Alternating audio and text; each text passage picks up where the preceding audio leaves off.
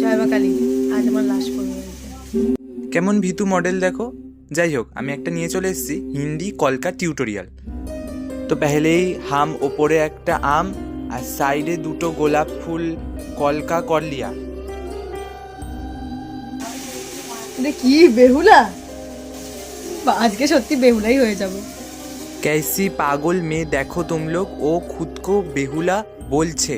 फिर मैंने और कॉमा कलका पाता कलका से उसका जो कपाल ও ভর্তি করে নিলাম। তারপর গালে পদ্ম কমা পাতা করে ভর্তি করে নিলাম। তারপর পদ্মগুলোকে আকাশিয়া নীল কালার দিয়ে ভর্তি করে নিলাম। দেখো তো কেমন লাগছে।